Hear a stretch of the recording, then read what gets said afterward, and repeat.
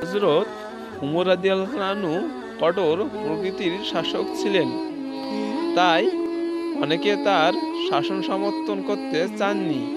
তবে এরপরও হযরত আবু বকর রাদিয়াল্লাহু আনহু তাকে নিজের উত্তরসূরি মনোনীত করে যান।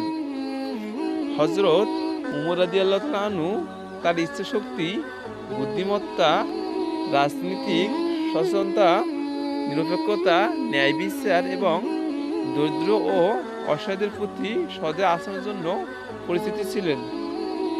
উল্লেখ করা হয় যে হযরত আবু বকর রাদিয়াল্লাহু আনহু তার উচ্চ পর্যায়ে উপদেষ্টাদের বলেছিলেন, আমার কোমলতার জন্য তার কঠোরতা ছিল। যখন খিলাফতের ভার তার কাঁধে আসবে তখন সে আর কঠোর থাকবে না।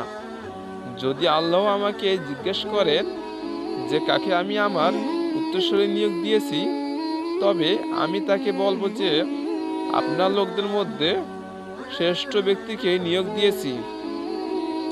উত্তরসূরি হিসেবে হযরত উমর রাদিয়াল্লাহু আনহুর ক্ষমতা ও সক্ষমতা সম্পর্কে হযরত আবু বকর রাদিয়াল্লাহু আনহু অবগত ছিলেন।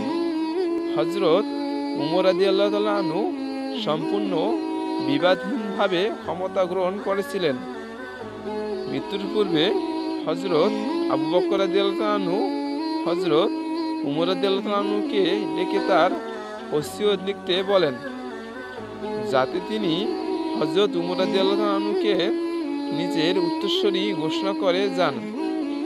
ওসিয়ত নামায় হযরত উমর রাদিয়াল্লাহু আনহুকে ইরাক ও সিরিয়া জয়ের অভিযান চালু রাখার নির্দেশনা দেওয়া হয়। হযরত আবু বকর রাদিয়াল্লাহু আনহুর সিদ্ধান্ত ইসলামী খিলাফতকে শক্তিশালী করতে ভূমিকা রেখেছিল।